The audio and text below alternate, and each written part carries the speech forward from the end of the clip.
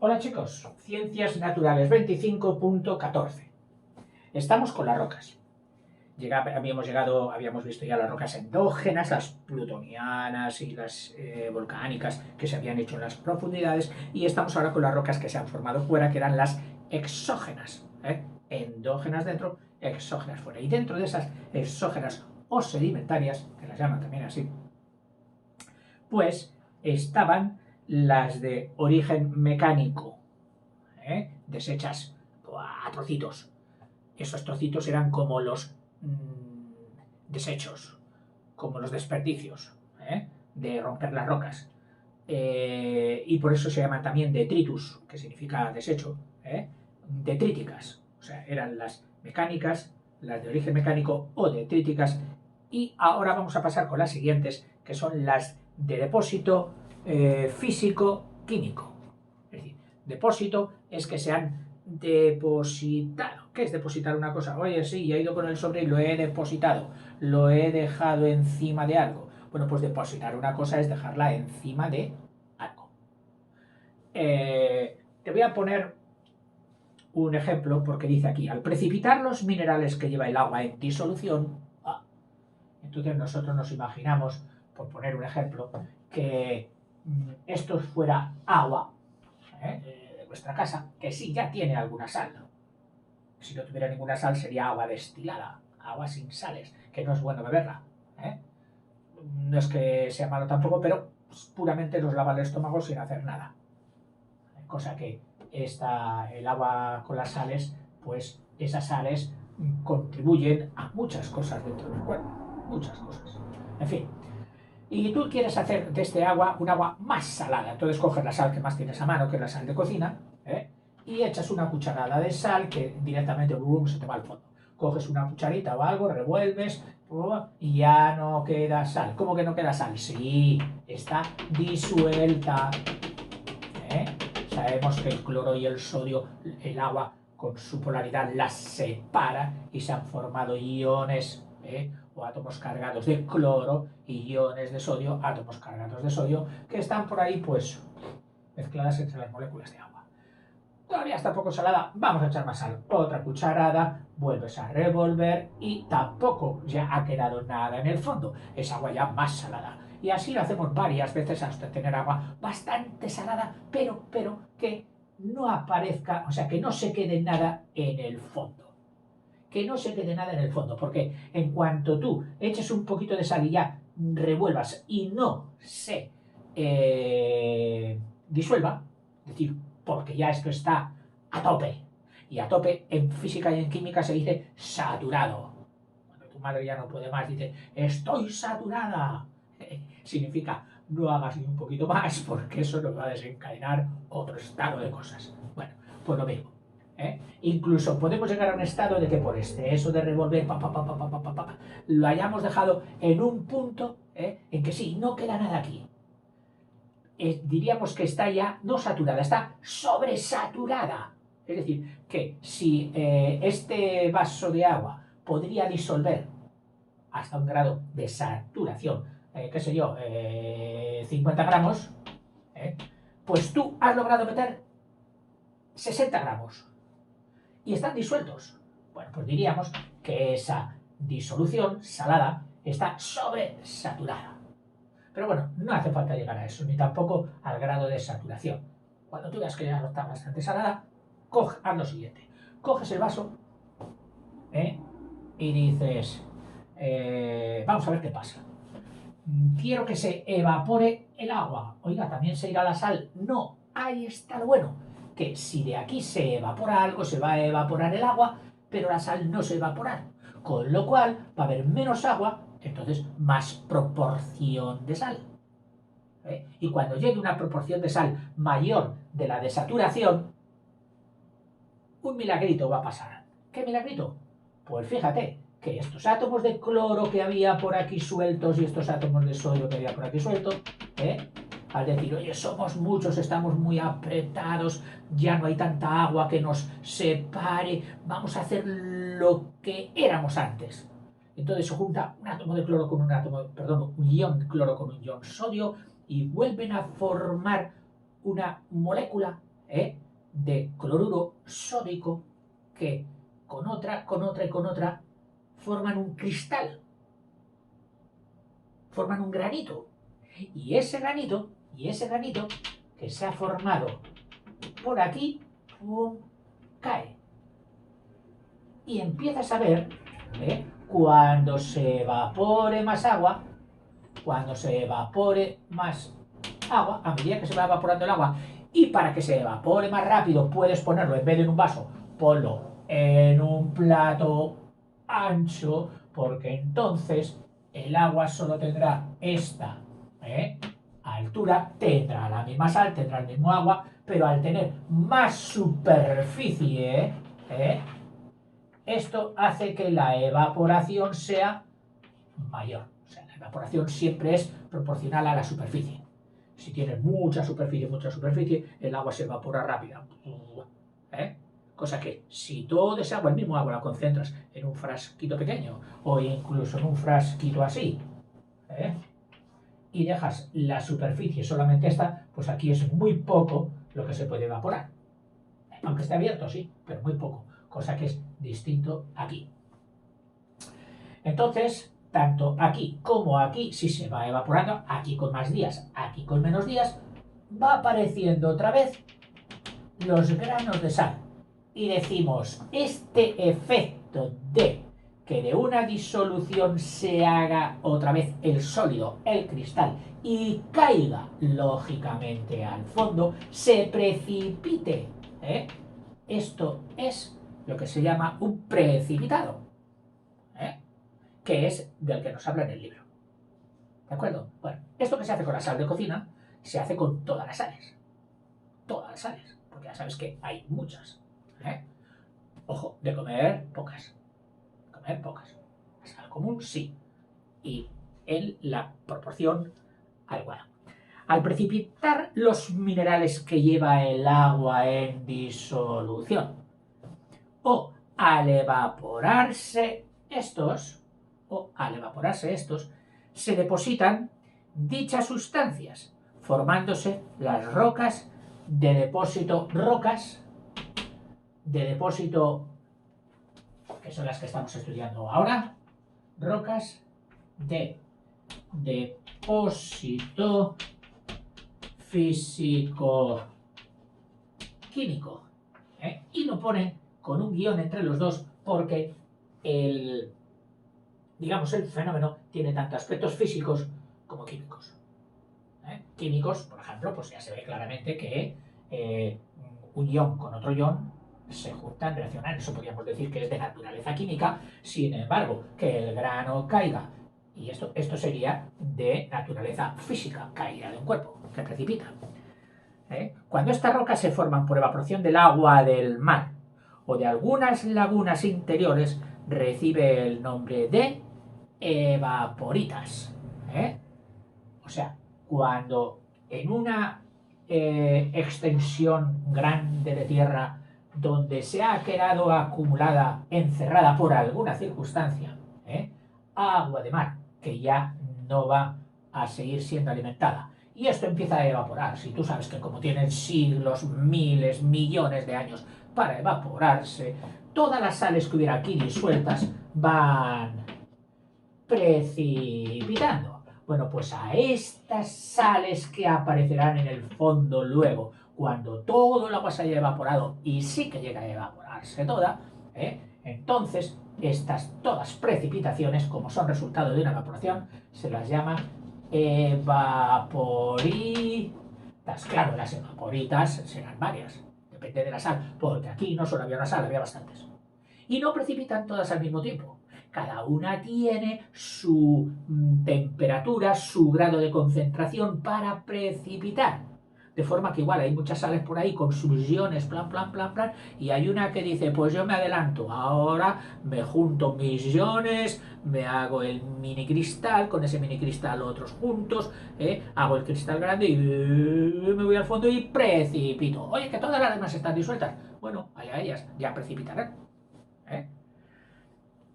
Se originan así rocas por acumulación de un solo mineral, es decir, del primero, o el que precipite después o tal, pero solo uno, aunque hubiera aquí varias sales.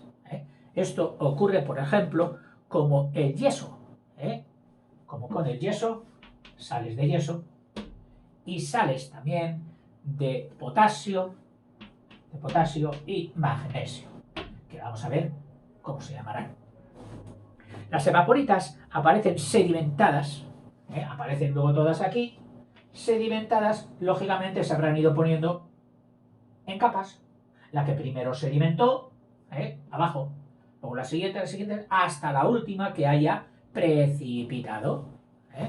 Y al final, las más solubles, que eran las que tenían mayor dificultad para volver a juntar sus iones. ¿Por qué? Porque eran muy solubles, se encontraban muy bien en el agua y aunque haya poca agua, ellas estaban a gustísimo sueltas.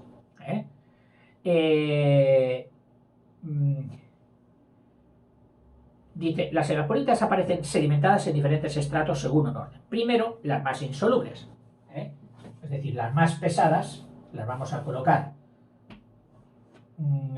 Si coloco en primer lugar el yeso aquí, pero si lo coloco aquí nos va a dar idea de que son las que van a estar abajo, porque precipitaron y cayeron las primeras. Bueno, pues vamos a ponerlas ahí. O sea, son las que primero precipitan, pero van al fondo. Sí. Luego, la sal común. Sí, luego la sal común. La sal gema. Y al final, las más solubles. Para que estos depósitos se conserven, deben recubrirse después de formarse, es decir, para que estas sales que han quedado aquí, en el fondo del depósito, se conserven, deben ser luego recubiertas por otras capas. ¿Por otras capas? ¿De qué? Deben recubrirse, después de formarse, por rocas arcillosas impermeables. Es como si tú dijeras, ya tengo las sales aquí, el agua se está retirando, pero claro, si luego llueve, si no, me las van a arrastrar, si viene una torrente, tal, ¿qué voy a hacer? Las voy a poner un plástico encima. Y ese plástico encima, es decir, algo impermeable, van a ser los sedimentos arcillosos. Es decir, al final, sobre estas evaporitas, caen las arcillas, que son impermeables, que no dejarán filtrarse otra vez el agua para volverlas a disolver. Aunque costaría, porque tendría que ser mucha agua, tanta como lo que habría pues, al principio en el depósito. En fin. Dice que las preservan de la disolución posterior, de que ya no se diluyan. Debido a la precipitación química, se forman las rocas calizas, y ahora nos va a hacer ejemplos, debido a este tipo de evaporación, que nos ha puesto aquí unas cuantas, hay otras que ya no las llaman evaporitas, son otras de composición más abundante, que son las rocas calizas y las dolomías, ambas carbonatadas. Y uno piensa, ¡qué barbaridad las rocas calizas! Pero si yo conozco cordilleras enteras de roca caliza.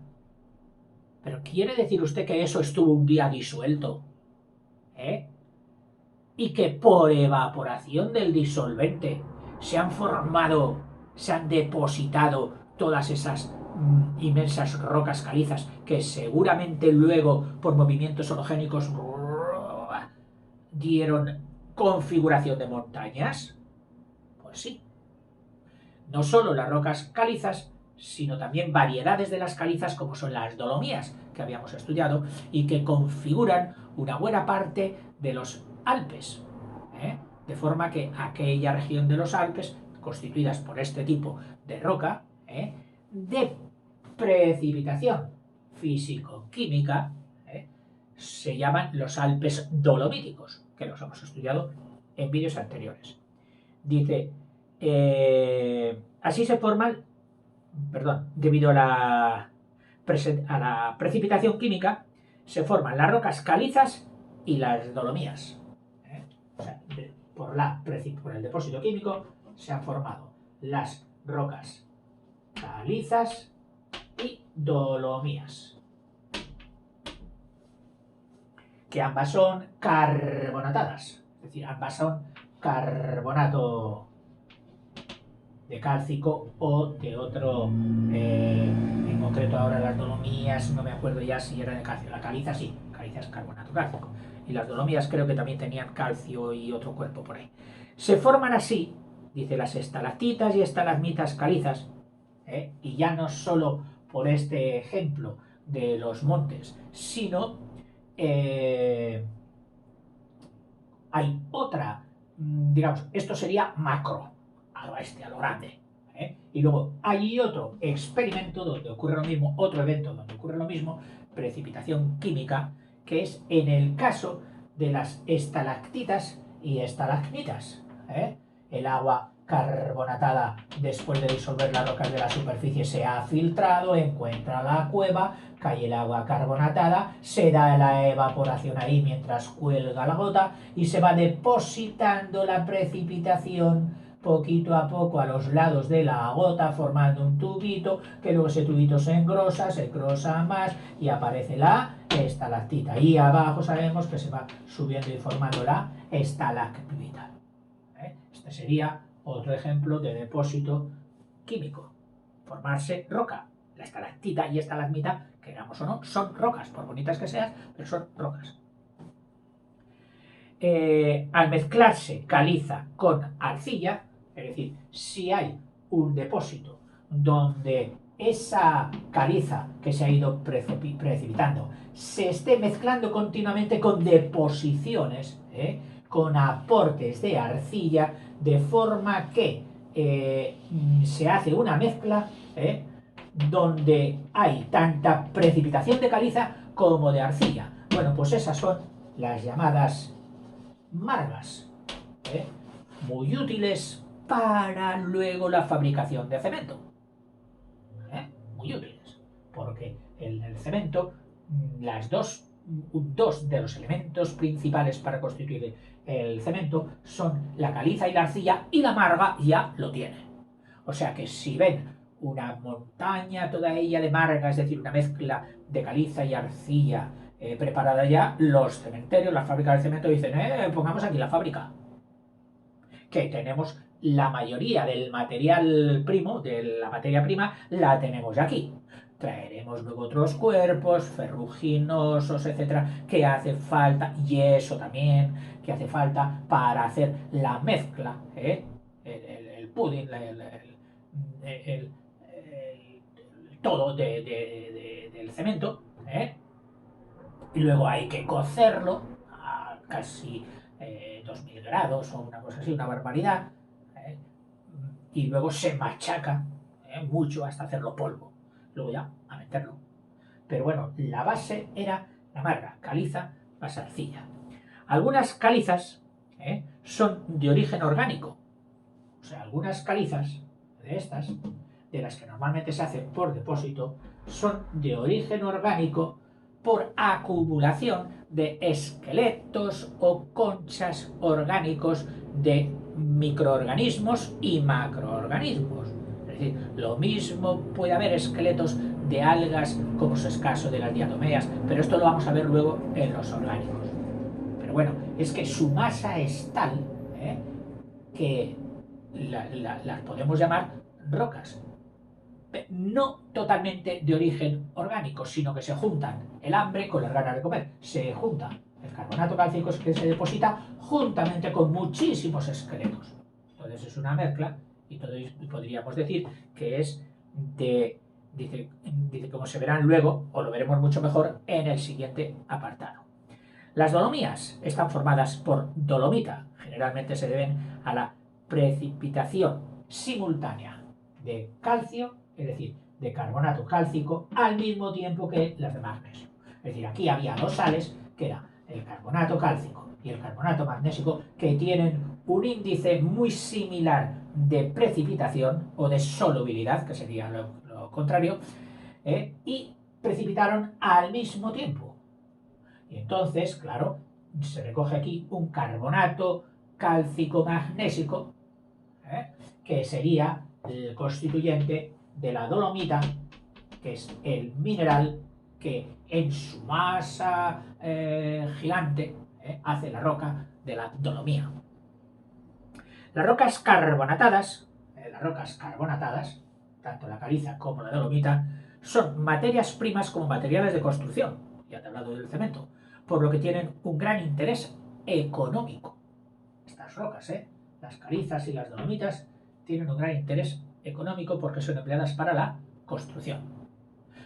Ya no solo la utilización de la piedra caliza tal cual sale, cogerla, moldearla, cortarla y a la pared. Si quieres hacer piedras sillares, de esas bien recortadas, y si quieres hacer mampostería, pues oye, con un poquito de arte las vas colocando ángulo con ángulo, que encajen unas con otras, bien alineadas, con un poquito de cementante, que antiguamente era la cal, hoy puede ser el cemento, y a correr, y ya está, hecha la pared. Muy bien. Vienen ahora las rocas de origen orgánico. Y no sé el tiempo, pero bueno, por una vez que te regale un vídeo corto, digo regalo por lo de corto, no por lo de vídeo, porque normalmente ya sé que me hago muy pesado a base de mucho tiempo, pues mira, este va a ser un poquito más corto. Venga, hasta el siguiente.